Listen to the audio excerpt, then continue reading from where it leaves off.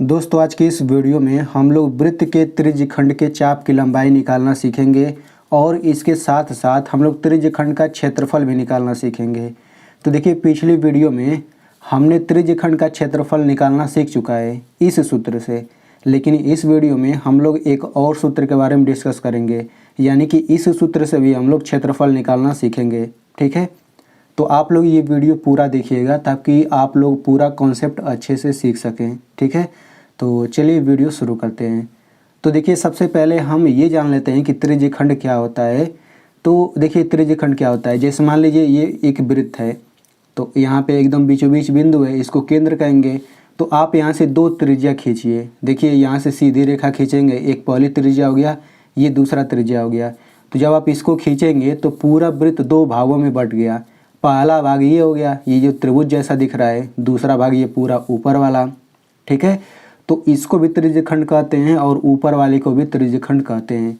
तो यहाँ पे देखिए इस त्रिज्यखंड में दोनों त्रिज्या के बीच में ये कोण है थीटा, मतलब 30 अंश 20 अंश कुछ ना कुछ होगा, और आर मतलब ये त्रिज्या को दिखाते हैं आर से। अब देखिए इसको हम चाप बोलते हैं। देखिए चूँकि त्रिज्या खींचेंगे तो यहाँ से लेकर यहाँ तक ये वाला जो आपको दिख रहा है इसको हम चाप बोलेंगे, और यहाँ से जो ऊपर ऊपर दिख रहा है इसको भी हम चाप ही बोलेंगे। इसको हम थोड़ा सा प्रैक्टिकली समझ लेते हैं। देखिए यहाँ पे ये वृत्त है, ठीक है, यहाँ पे एक वृत्त है, ये ऐसे लगा हुआ था, मैंने यहाँ से कट करके अलग कर दिया, मतलब त्रिज्या पे ब्लेड लगा के अलग कर दिया, तो इसको भी त्रिज्यखंड कहेंगे, इसको भी त्रिज्यखंड कहेंगे। ठीक है, तो यहाँ पे आप जो देख रहे हैं त्रिज्यखंड, ये त्रिज्या हो गया, ये भी त्रिज्या हो गया, तो इसको हम क्या बोलते हैं, यहाँ से लेकर यहाँ तक, इसी को हम लोग बोलते हैं चाप। ठीक है, अच्छा यहाँ पे देखिए, इसमें देख लीजिए, ये त्रिज्या हो गया, ये त्रिज्या हो गया, तो इसको क्या बोलेंगे, इसको भी बोलेंगे चाप। तो ये बताइए, जैसे यहाँ पे इस त्रिज्या की लंबाई 14 सेंटीमीटर है और यहाँ पे भी त्रिज्या की लंबाई 14 सेंटीमीटर है, ठीक उसी तरह से अगर हम इसकी लंबाई नापे, यानी कि यहाँ से लेकर यहाँ तक इसकी लंबाई, तो इसका भी कुछ ना कुछ लंबाई होगा, बिल्कुल होगा, तो इसी को हम लोग चाप बोलते हैं। और इसका लंबाई निकालने के लिए देखिए हमारे पास ये सूत्र होता है। त्रिज्यखंड के चाप की लंबाई को हम L से दिखाते हैं, और इसकी लंबाई कैसे निकालेंगे, इस सूत्र से, थीटा बटे 360 अंश गुणे 2 पाई आर। ठीक है ना, यहाँ पे पाई क्या चीज़ है, पाई की जगह पे हमेशा 22/7 रखेंगे। ठीक है, और आर तो आपको पता है त्रिज्या है। अब इस पर जब हम लोग सवाल लगाएंगे तो आपको ये सूत्र और अच्छे से समझ आ जाएगा। अब देखिए त्रिज्यखंड का क्षेत्रफल का सूत्र क्या होता है, यानी अगर हम लोग इसका क्षेत्रफल निकालना चाहते हैं तो हमें ये सूत्र लगाना पड़ेगा, 1/2 L और R। ठीक है, R त्रिज्या हो गया, L जो हो गया चाप की लंबाई हो गई। तो हम त्रिज्यखंड का क्षेत्रफल इस सूत्र से भी निकाल सकते हैं, हम चाहें तो ये जो कोष्टक में इस सूत्र से भी निकाल सकते हैं। ठीक है, तो इस सूत्र से कैसे निकालते हैं मैंने पिछली वीडियो में समझा दिया है, आप चाहें तो उसे देख सकते हैं। अब यहाँ पे देखिए कुछ हिंदी वर्ड का इंग्लिश मीनिंग दिया गया है, तो आप सभी लोग इसको देख लीजिए, हिंदी मीडियम वाले बच्चे भी इसे याद कर लेंगे। तो चलिए अब हम लोग इन सूत्रों का प्रयोग करके अब हम लोग सवाल लगाते हैं। जब हम लोग सवाल लगाएंगे तो हमें और अच्छे से कॉन्सेप्ट क्लियर हो जाएगा। ठीक है, तो देखिए सवाल क्या है, सबसे पहले हम ये समझ लेते हैं। देखिए यहाँ पे ये वृत्त है, यहाँ पे दो त्रिज्या खींचा गया है, और त्रिज्या की लंबाई कितना है 14 सेंटीमीटर, और इनके बीच में कितना अंश का कोण है, 60 अंश का कोण है। तो आपको क्या क्या करना है, आपको सबसे पहले इस चाप की लंबाई निकालना है और आपको इसका क्षेत्रफल भी निकालना है। ठीक है, तो सबसे पहले हम चाप की लंबाई सीखेंगे। तो यहाँ पे हम लोग सबसे पहले चाप की लंबाई वाला सूत्र लिख लेते हैं। तो हम यहाँ पे लिखेंगे त्रिज्यखंड के चाप की लंबाई बराबर त्रिज्यखंड के चाप की लंबाई। तो देखिए त्रिज्यखंड के चाप की लंबाई को हम लोग स्मॉल L से दिखाते हैं। तो L बराबर सूत्र सबसे पहले लिखते हैं, तो ये हो जाएगा थीटा बटे 360 अंश गुणा 2 पाई आर। ठीक है ना, तो चलिए इसी में सभी का मान रख लेते हैं। तो थीटा की जगह हम क्या रखेंगे, तो देखिए थीटा की जगह ये जो कोण है 60 अंश, यही तो रखेंगे यहाँ पे, तो ये रखिए 60 अंश और नीचे 360 अंश दिया ही है, फिर गुणा 2 को 2 रहने दीजिए, गुणा पाई की जगह बताया मैंने हमेशा 22/7 रखेंगे, गुणा आर क्या है, त्रिज्या 14 है ना, तो यहाँ पे आप 14 लिख लीजिए। अब बस आप इसी को कैलकुलेट करिए तो चाप की लंबाई आ जाएगी। ठीक है, तो यहाँ पे देखिए, यहाँ पे ऊपर भी अंश में कोड है, नीचे भी अंश में कोड है। तो समझिए कि अंश, ये अंश से अंश समझिए कट गया। अब 60/360 हो गया, इसको काटते हैं तो 0 से 0 कट गया, और अब 6 और 36 बचा, तो 6 कम 6 हो गया, 6 6 36, तो यहाँ पे बचा 1/6, ठीक है ना। इसी को थोड़ा सा हम बटे को बड़ा कर लेंगे।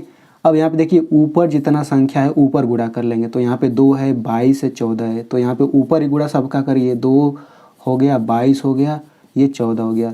अब जो नीचे संख्या है बटे के नीचे, उनका हम नीचे गुणा करेंगे, तो नीचे केवल 7 ही है, 6 तो पहले लिख लिया। इतना लिख लेने के बाद अब हम संख्याओं को काटते हैं, ठीक है। तो कैसे काटेंगे, देखिए ये 7 के पहाड़े में आता है, 7 के पहाड़े में ये भी आता है, यानी इन दोनों को हम काट सकते हैं। तो देखिए 7 एकम 7 हो गया, 7 दूना 14 हो गया, ठीक है।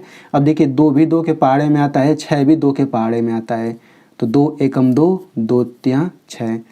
अब देखिए 3 के पहाड़े में और कोई आता है नहीं, यानी कि अब नहीं कटेगा। तो ऊपर क्या क्या बचा, यहाँ पे 1 पहले से ही था, फिर गुणा, यहाँ पे 1 आ गया, ये आ गया 22, यहाँ पे आ गया 2, पूरे का बटा नीचे क्या बचा, 3 गुणा 1। अब देखिए कुछ कटेगा नहीं, अब बस ऊपर सभी का गुणा कर लीजिए। तो 1 का गुणा रहने से कोई फ़र्क नहीं है भाई, उतना ही आएगा। तो 22 का 2 में गुणा करेंगे 44 आ गया, और नीचे 3 का 1 में गुणा करेंगे 3 आ गया, ठीक है। चूँकि ये देखिए लंबाई निकल रहा है, चाप की लंबाई, तो देखिए ये लंबाई, अब चूँकि देखिए यहाँ पे त्रिज्या लंबाई है तो सेंटीमीटर क्यों लिखा है, तो यहाँ पर भी क्या लिखा रहेगा, सेंटीमीटर ही लिखा रहेगा। अगर त्रिज्या यहाँ पे मीटर केवल लिखा है तो यहाँ पे आप मीटर लिखेंगे, क्योंकि ये भी तो लंबाई ही निकल रहा है ना। तो 44/3 सेंटीमीटर क्या हो जाएगा, यही आंसर हो जाएगा। आप चाहें तो 44 में 3 से भाग करके दशमलव में भी आंसर लिख सकते हैं, ठीक है। तो इस तरह से आप लोग चाप की लंबाई निकाल सकते हैं। अब हम लोग इसका क्षेत्रफल भी निकालते हैं, ठीक है। तो इसका क्षेत्रफल निकालने के लिए जो मैंने आपको थीटा वाला सूत्र बताया था, आप चाहें तो उससे भी लगा सकते हैं, लेकिन हम लोग इस दूसरे वाले सूत्र का यूज करेंगे। यहाँ पे मैं लिख दे रहा हूँ, तो यहाँ पे लिखेंगे त्रिज्यखंड का क्षेत्रफल बराबर, तो त्रिज्यखंड के क्षेत्रफल का सूत्र मैंने क्या बताया, 1/2 L और R, ठीक है। तो यहाँ पे देखिए बीच में कुछ नहीं है तो हम गुणा करेंगे, तो ये हो जाएगा 1/2, बीच में कुछ नहीं है तो गुणा लिखिए। अब ये L कौन सा होना चाहिए, देखिए हम लोग इसका क्षेत्रफल निकाल रहे हैं तो हमें L यही वाला लेना, ये वाला L, ठीक है। तो अभी हमने निकाला L कितना आया, ये 44/3 आया है, तो यहाँ पे लिखिए 44/3, फिर गुणा R क्या है, R तो आपको पता है 14, तो यहाँ पे आप 14 लिख लीजिए, ठीक है। इसी को अब हम लोग हल करते हैं, ठीक है। तो यहाँ पे देखिए ऊपर जितना संख्या है उनको ऊपर गुणा कर लीजिए, यहाँ पे बटा लिख लीजिए, ऊपर जितना संख्या है वो लिख लीजिए, यहाँ पे ऊपर हो गया, नीचे संख्याओं को लिख लीजिए, लेकिन गुणा में लिखिएगा। अब देखिए अब इसको काटिए, तो देखिए 2 से ये 44 कट जाएगा, 2 एकम 2 और 2 दूना 4, 2 दूना 4, ठीक है। अब देखिए कुछ कटेगा, नहीं कटेगा। अब देखिए हम लोग यहाँ पे क्या करेंगे, देखिए यहाँ पे ऊपर क्या बचा, वहाँ 1 बचा, 22 बचा, 14, इन सब का गुणा करेंगे। तो 22 का 14 में गुणा करेंगे तो ये आ जाएगा 308, और यहाँ पे 1 और 3 का गुणा करेंगे, ये आ जाएगा 3। चूँकि ये क्षेत्रफल है तो हम लोग यहाँ पे सेंटीमीटर लिखेंगे और यहाँ पे 2 घात लगाएंगे। क्षेत्रफल कभी भी निकालेंगे तो हमेशा यहाँ पे 2 घात जरूर लगाएंगे, ठीक है। तो देखिए सेंटीमीटर है तो सेंटीमीटर लिखिए, 2 घात लगा दीजिए, तो क्या हो जाएगा, यही आंसर हो जाएगा। अगर हम लोग इसका क्षेत्रफल, यहाँ पे ध्यान से समझिएगा, अगर आप लोग इसका क्षेत्रफल अगर आप इस सूत्र से निकालेंगे, θ/360 अंश गुणा पाई r², इससे भी निकालेंगे तो इतना ही आएगा। यहाँ पे मैं आपको थोड़ा सा हल करके दिखा देता हूँ भाई। देखिए थीटा की जगह क्या रखेंगे, 60 अंश, चलिए रख लेते हैं। तो 60 अंश हो गया, ये हो जाएगा 360 अंश। फिर गुणा पाई की जगह क्या रखेंगे, 22/7, फिर गुणा r², r की जगह क्या 14। तो देखिए यहाँ पे r पर 2 घात है, इसका मतलब r का 2 बार गुणा करेंगे, यानी त्रिज्या का, तो 14 गुणा 14 2 बार लिखिए। यहाँ पे देखिए ऊपर कोड नीचे कोड, तो अंश से अंश कटा, 0 से 0 कटा, 6 एकम 6, 6 6 36, तो यहाँ पे ये आ जाएगा 1/6, पूरे का ऐसे बटा करेंगे, ऊपर वाली संख्याओं का गुणा कर लीजिए और यहाँ नीचे वाली संख्याओं का गुणा कर लीजिए, इस तरह से।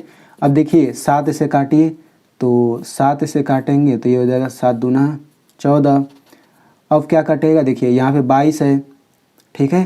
तो चलिए यहाँ पे 2 ही से हम काट देते हैं, तो ये हो जाएगा 2 एकम 2, 2 तिया 6, ठीक है। तो नीचे क्या बचा, नीचे 3 बचा, ऊपर देखिए 22 बचा और 14, तो 22 और 14 का गुणा करेंगे क्या आएगा, 22 और 14 का गुणा करेंगे तो 308 ही आएगा। तो आप देख सकते हैं कि इस तरीके से भी उतना ही आ रहा है, इस तरह से भी उतना ही आ रहा है। तो आप दोनों सूत्र में से कोई भी सूत्र का यूज करके आप सवाल को लगा सकते हैं। तो दोस्तों, अगर आपको ये वीडियो समझ आया है तो आप लोग इस वीडियो को एक लाइक कर दीजिए और अपने दोस्तों में ज़रूर शेयर करिएगा, क्योंकि आपको अगर समझ आ गया है तो उन्हें भी अच्छे से समझ आ जाएगा।